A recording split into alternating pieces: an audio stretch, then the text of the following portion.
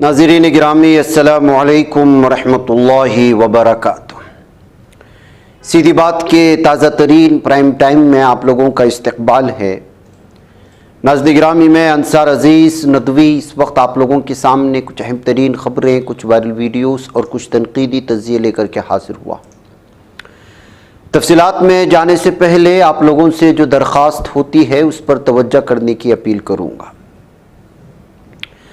नाज़रीन गिरामी, सबसे पहले ख़बर जालिम दहशतगर्द सहयूनी दरिंदों की जानिब से हिज़्बुल्लाह के हेडक्वार्टर पर हमला करना और हमला करने के बाद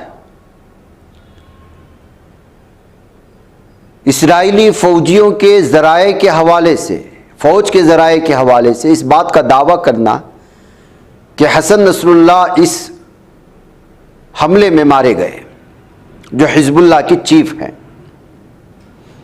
रॉयटर्स ने दावा किया, अलग अलग लोगों ने सब कुछ यही लिखा कि इंतकाल हो गए हैं, जाँ बहक हो गए हैं, मारे गए हैं। इसराइल का दावा है, लेकिन किसी अखबार ने दावा नहीं किया कि वाकई में मारे गए हैं। अब इसराइल कितना झूठा है इस बात को तो पूरी दुनिया जानती है। एक तरफ जालिम दरिंदा कल अक़वाम मुत्तहिदा के स्टेज से अमन की अपील कर रहा था, खिंजीर की औलाद नेतन्याहू, और दूसरी जानिब बैरूत में हिज़्बुल्लाह के ठिकाने को निशाना बनाया जा रहा था। खैर, ईरान की, यमन की, खुद हिज़्बुल्लाह के ऑफिशियल पेजेस, खुद हसन नसरुल्लाह का ट्विटर पेज 3:30 बजे या 3 बजे के करीब ऐलान करता है अब कि न सिर्फ हसन नसरुल्लाह जिंदा हैं, बल्कि हसन नसरुल्लाह के साथ छाँव की तरह साथ में रहने वाले उनके रिश्तेदार के भाई वो भी जिंदा हैं।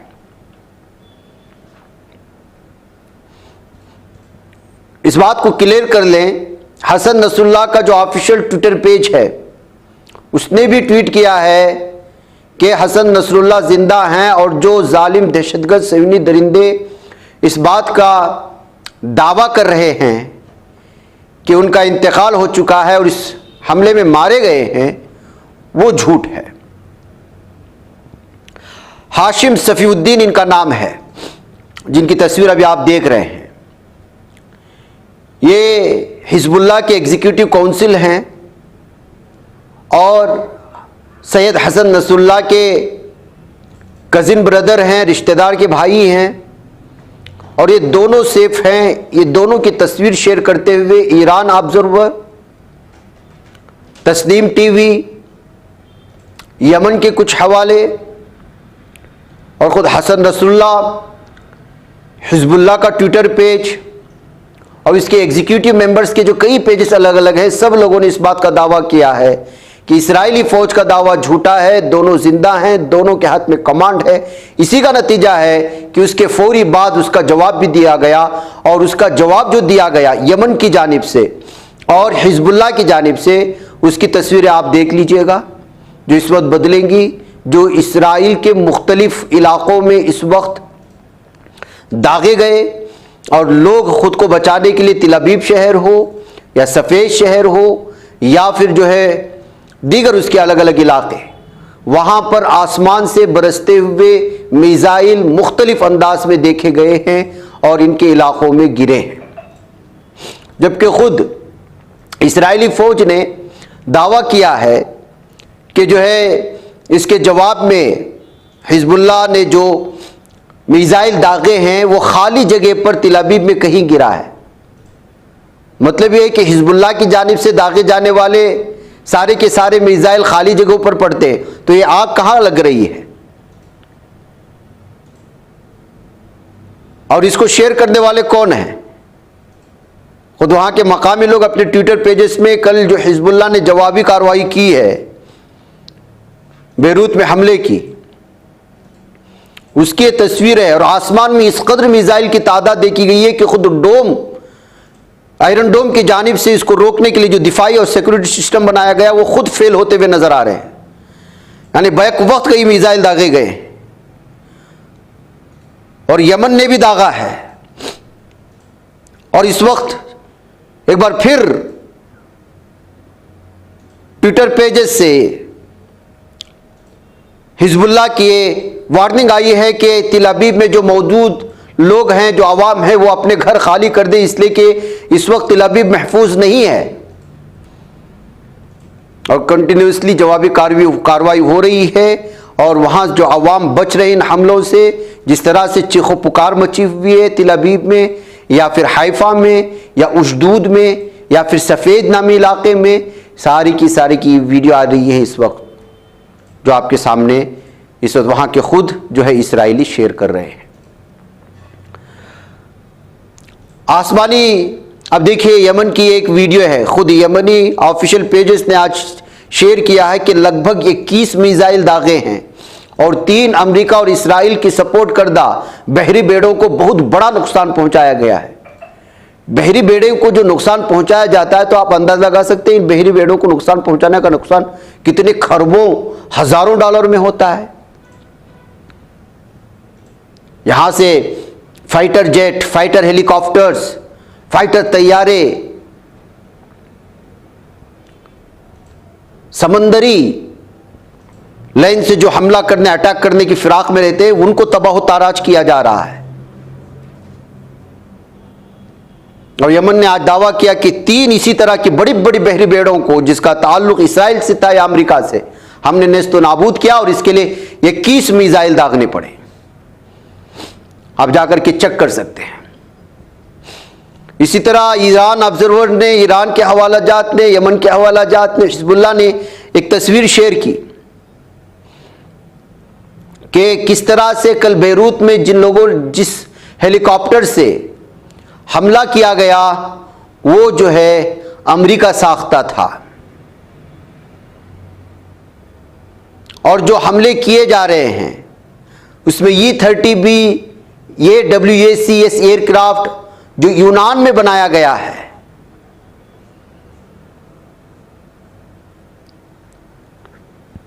या यूरान बेस है,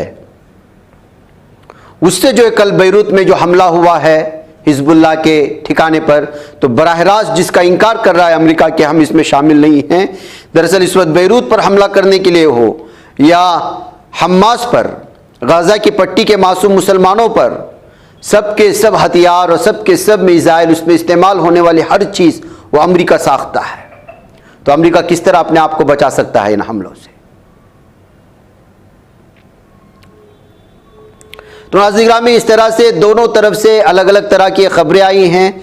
जो खबर या जो फौज दावा कर रही इसराइल का, हमारे तहकीक के मुताबिक और मुख्तलिफ पेजेस की तहकीक के मुताबिक ना हसन नसरुल्लाह को किसी तरह की जो है जानी जो है नुकसान हुआ है और ना ही उनके साथ रहने वाले उनके भाई हाशिम सफ़ीउद्दीन को।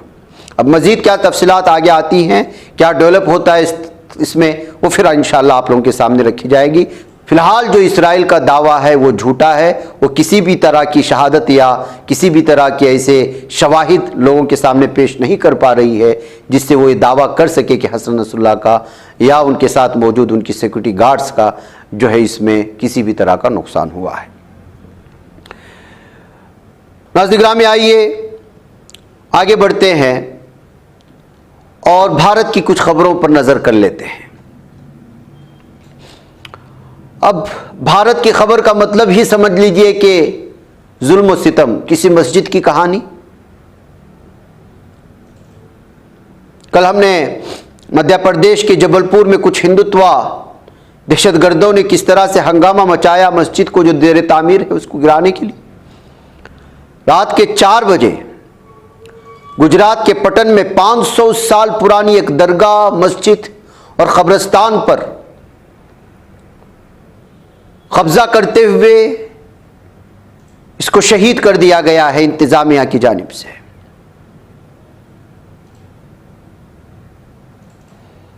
यह हिंदुत्व ज़हनियत के हामिल गवर्नमेंट किस तरह मुसलमानों पर, अरे जो कब्रिस्तान 500 साल पुरानी है, जो दरगाह 500 साल पुरानी है,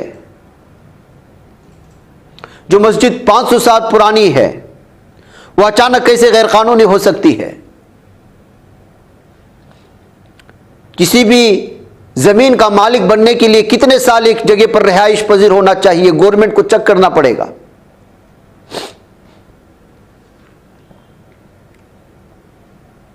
मस्जिदों को निशाना बनाना गैर कानूनी अप्रोच के नाम पर नाज़रीन गिरामी इस वक्त बहुत ही ज्यादा हद से बाहर इस वक्त जो है ये हुकूमतें और हिंदुत्व ज़हनियत के हामिल लोग जो है आगे बढ़ते जा रहे हैं। अब इस पर कौन सवाल उठाएगा? हम लोग तो सोशल मीडिया में इस वक्त मौलाना महमूद मदनी के बयान को लेकर के ऐसे घुमासान है कि दुनिया की खबरों से बेखबर नजर आते हैं। हमारे ऑफिस के नंबर से जो खबरें हम लोग लिंक्स शेयर करते हैं 8 या 10 नंबरों से शेयर होता है। पूरे भारत से लगभग 5000 के करीब हमारे पास ग्रुप हैं जिन लोगों ने खुद लोगों ने जोड़ रखा है हमारी लिंक्स वहां पर शेयर करने के लिए। इन ग्रुपों में लगभग यूँ समझिए कि कई हज़ार ग्रुप सिर्फ उलमाए किराम और दानिश्वरान के हैं जो मुख्तलिफ इलाक़ों मुख्तलिफ शहरों से वाबस्तगी रखते हैं। सीधी बात से इस्तिफ़ादा करने के लिए हमारा नाम भी उसमें जोड़ रखा है, हमारे दफ्तर का कोई ना कोई नंबर। मुझे इत्तला मिली है कि हर ग्रुप में इस वक्त सिर्फ यही बहस है। होना चाहिए, लेकिन सिर्फ बहस और तनकीद नहीं, उसका कोई सोल्यूशन निकालना चाहिए। मैं इस सिलसिले में कल एक वीडियो आपके सामने लेकर के आऊंगा, लेकिन मैं बताना चाह रहा था कि ज़मीनी हक़ाइक़ हमारी नज़र यहां भी होनी चाहिए।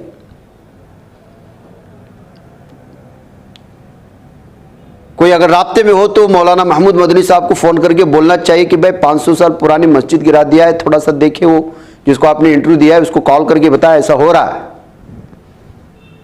क्योंकि वो डायरेक्ट राब्ते में रहते हैं ना इन लोगों से, उनको बताना चाहिए। उनको बताना चाहिए ये भी कि एक स्कूल में 6 साल बच्ची का, मुस्लिम बच्ची का रेप हो जाता है। रेप करने वाला कौन है इसमें देख लीजिएगा आप।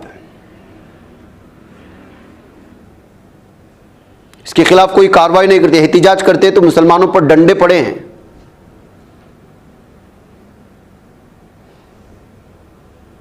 उनको ये वीडियो भी शेयर करके बोलिएगा कि इस सिलसिले में भी उस रिपोर्टर को जरूर बताएं जिसमें राजस्थान का एक एमएलए बैठ करके किसी मुसलमान को पकड़ करके लाता है और उसको दहशतगर्द बोलता है। वो कायद है, वो मुसलमानों के बहुत बड़े कायद है, बड़ी तंजीम के सदर हैं। व्हाट्सएप करें उनको, ये वीडियोस व्हाट्सएप करके बताएं कि आपकी उस जिसको आपने इंटरव्यू दिया है उन लोगों को बताएं कि वीडियो बताया करें कि मुसलमानों को किस तरह से जुल्म और सितम हो रहा है। उनकी वो बात सुनेंगे।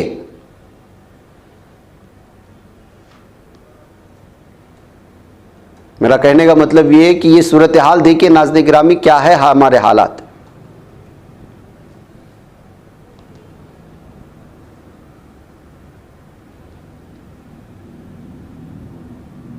से कहिए कि हरियाणा में बम बनाते हुए घर में बम फटता है, ब्लास्ट हो जाता है। सोनीपत में हरियाणा के रिधाव विलेज खारखोड़ा 7 लोग जो है जख्मी हो जाते हैं, 3 मर जाते हैं, कत्ल हो जाते हैं। कितना बड़ा धमाका हो रहा होगा, क्या कुछ वहां पे तैयार किया जा रहा होगा, क्यों तैयार किया जा रहा था, इतना बड़ा धमाका खेज मादा आया कहां से, किसको मारने की कोशिश हो रही थी, किस तरह की चीजें यहां पे तैयार की जा रही थी। इन्वेस्टिगेट करके लोगों के सामने लाया जाए, उनको बताएं, आप लोग शेयर करें वीडियो, उनकी बात सुनते हैं लोग। तो नाज़रीन गिरामी ये हालात हैं इस वक्त। अभी तक इन्वेस्टिगेट की बात कर रही है पुलिस, लेकिन इसमें अभी तक सच्चाई नहीं। अगर वाकई में वो इसके बारे में सही इन्वेस्टिगेट करते हैं और एक घर में इतना बड़ा धमाका खेज मादा रखा जाता है, तो जाहिर सी बात है कि कोई ना कोई बात सामने निकल करके आएगी। इसलिए कि इस वक्त हरियाणा में इलेक्शंस भी चल रहे हैं। नाज़रीन गिरामी एक और वीडियो वायरल हो रही है। ये वीडियो के बारे में बताया जा रहा है कि तुर्की की है, जिसमें एक नमाज पढ़ते हुए एक इमाम पर एक शख्स पागलों की तरह हमला कर रहा होता है, नमाज की हालत में कुर्सी लेकर के। वो सज्दे में जाते हैं, रुकू में जाते हैं, उन पर हमला करने की कोशिश करता है। उसके बाद इमाम खड़े हो जाते हैं, देखते हैं तो फिर लोग जो है इसके जवाब में हमला करके उसको भगाने की कोशिश करते हैं। उस पर अटैक भी होता है। बाद में पता चलता है कि जो है अवाम जब इसको हमला करके धर लेती है तो पुलिस को गिरफ्तार करके ले जाती, लेकिन पता नहीं चल रहा है कि किस लिए हमला किया, क्या ज़ाती दुश्मनी थी इमाम साहब से। लेकिन देखिए नमाज के दौरान अभी वाकई में मुसलमान था या नहीं, ये सारी चीज़ें जो है खोजी जा रही हैं, तफसीलात इकट्ठी की जा रही हैं। इसके अलावा नाज़रीन गिरामी, उत्तर प्रदेश से एक वीडियो और वायरल हो रही है जिसमें कांस्टेबल की दरमियान या खातून के दरमियान में जो है एक दूसरे पर हमला करने की वीडियो, जिसमें जो है लेडी पुलिस का यूनिफॉर्म खींच करके हमला करने की खबरें आ रही हैं। बताया जा रहा है कि रिश्वत का मामला था, रिश्वत ना दिए जाने की वजह से किसी किसान पर हमला हुआ था। उसी बात को लेकर के लड़की नाराज़ थी और उसने कांस्टेबल पर हमला कर दिया। यूपी के सहारनपुर से आने वाली ये वीडियो इस वक्त अलग अलग तबसरों के साथ शेयर की जा रही है और फिर जो है इस खातून के खिलाफ कार्रवाई करने का मुतालबा बढ़ रहा है। मैं कह नाज़रीन गिरामी, मुझे यहाँ पर इजाज़त दें, इंशाअल्लाह फिर आप लोगों से मुलाकात हुई। अस्सलामु अलैकुम रहमतुल्लाहि व बरकातुहू।